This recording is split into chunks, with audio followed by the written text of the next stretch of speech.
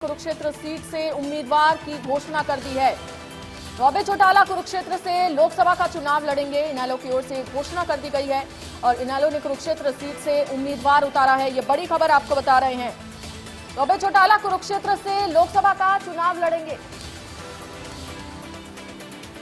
इनेलो ने कुरुक्षेत्र से उम्मीदवार की घोषणा कर दी है और इनेलो ने अभय चौटाला के नाम की ये घोषणा की है। तो ये बड़ी खबर आपको बता रहे हैं। इनेलो ने कुरुक्षेत्र सीट से उम्मीदवार उतार दिया है और अभय चौटाला कुरुक्षेत्र से लोकसभा का चुनाव लड़ेंगे। इनेलो ने कुरुक्षेत्र सीट से उम्मीदवार उतारा है और अभय चौटाला कुरुक्षेत्र से चुनाव लड़ेंगे लोकसभा का। तो ये बड़ी खबर आपको बता रहे हैं इस वक्त की। तो लोकसभा चुनावों में इनेलो ने अभय चौटाला को कुरुक्षेत्र से अपना उम्मीदवार बनाया है। कुरुक्षेत्र सीट से इनेलो ने उम्मीदवार उतारा है और अभय चौटाला कुरुक्षेत्र से इस बार का लोकसभा चुनाव लड़ेंगे।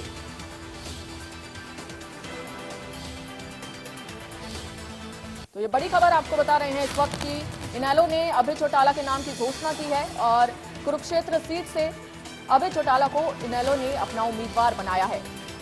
तो अभय चौटाला कुरुक्षेत्र से लोकसभा का चुनाव लड़ेंगे। ये बड़ी खबर आपको बता रहे हैं। इनेलो ने कुरुक्षेत्र सीट से उम्मीदवार की घोषणा कर दी है।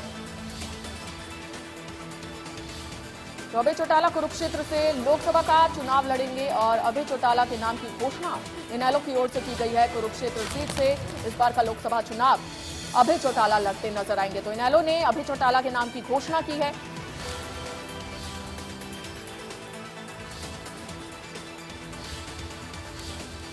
तो कुरुक्षेत्र से लोकसभा के प्रत्याशी इनेलो की ओर से अभय चौटाला होंगे और इनेलो की ओर से अभय चौटाला कुरुक्षेत्र से लोकसभा का इस बार चुनाव लड़ते नजर आएंगे।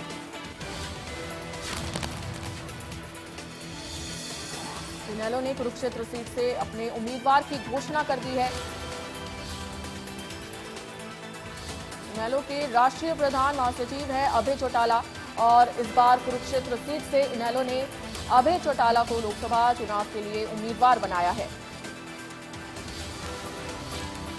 कुरुक्षेत्र से लोकसभा का चुनाव इनेलो की ओर से अभय चौटाला लड़ेंगे। और इसी खबर पर ज्यादा जानकारी के साथ हमारे संवाददाता साहिल रुखाया हमारे साथ जुड़ चुके हैं। साहिल, इनेलो ने कुरुक्षेत्र से अभय चौटाला के नाम की घोषणा की है, क्या मायने समझे जाए?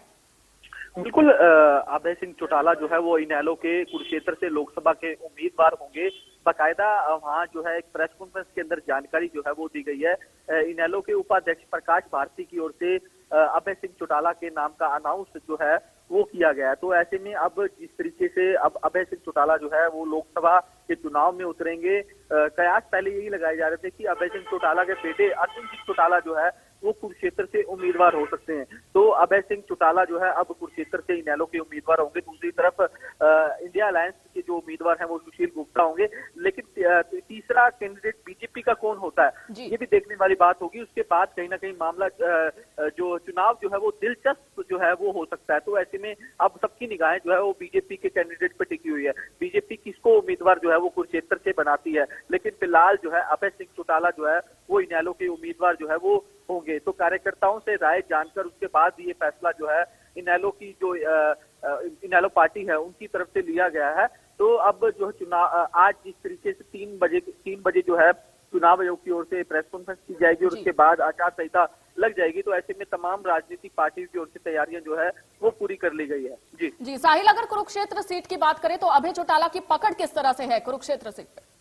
बिल्कुल, अभय सिंह चौटाला की ओर से जिस तरीके से पूरे प्रदेश में पिछले दिनों आपने देखा होगा कि एक रथ यात्रा जो है वो निकाली गई थी और हर इलाके के अंदर जो है उनकी यात्रा गई थी। तो लोगों से जिस तरीके से उनका मिलना जो है वो भी रहता है और लगातार इनेलो जो है अपनी जो यात्राएं हैं वो समय समय पर निकालती रहती है, चाहे वो अभय सिंह चौटाला की बात हो या फिर उनके पिता पूर्व उप मुख्यमंत्री ओम प्रकाश चौटाला की बात हो। तो तमाम कार्यक्रम जिस तरीके से लगातार इनेलो की ओर से प्रदेश भर में किए जा रहे हैं। तो ऐसे में अब जो है अभय सिंह चौटाला जिस तरीके से चुनाव प्रचार जो है अपना कुरुक्षेत्र से तेज कर सकते हैं, क्योंकि अब मामला जो है कुरुक्षेत्र से दिलचस्प जो है होता हुआ नजर आ रहा है। क्योंकि सुशील गुप्ता जो है इंडिया अलायंस के उम्मीदवार है, दूसरी तरफ इनेलो ने अपने पत्ते जो है वो खोल दिए हैं। अब बाकी सिर्फ जो है बीजेपी की ओर से कौन कैंडिडेट होगा, इस पर सबकी निगाहें जो है वो कहीं ना कहीं बनी हुई है। तो जानकारी ये भी मिल रही है कि बीजेपी जो है 1 या 2 दिन के अंदर अपने कैंडिडेट जो है और अनाउंस कर सकती है, क्योंकि 4 लोकसभा सीटों पर अभी कैंडिडेट होना बाकी है। एक चाहे कुरुक्षेत्र की बात हो या फिर हिसार की बात हो, रोहतक की बात हो, सोनीपत की बात हो, ये 4 सीटें जो है अभी पेंडिंग है। बीजेपी की दूसरी सूची जो है हरियाणा की जल्द ही जारी होने वाली है, जिसमें 4 कैंडिडेटों के नाम जो है वो निकलकर सामने आ सकते हैं। चलिए, बहुत शुक्रिया साहिल जानकारी के लिए। तो अभय चौटाला कुरुक्षेत्र से लोकसभा का चुनाव लड़ेंगे। अगली बड़ी खबर का रुख करते हैं। ये बड़ी खबर सामने आ रही है, ये बड़ी खबर आपको इस वक्त की बता दें। ये बड़ी जानकारी चंडीगढ़ से बड़ी खबर, बीजेपी विधायक सुधीर सिंगला का बयान सामने आया है। तो कैबिनेट विस्तार को लेकर सुधीर सिंगला का बयान सामने आया है और आपको बता दें कि उन्होंने कहा कैबिनेट विस्तार का समय आगे बढ़ गया है। तो उनकी ओर से ये बयान सामने आया है और सुधीर सिंगला ने कहा कि 2:30 बजे तक इंतजार करना चाहिए।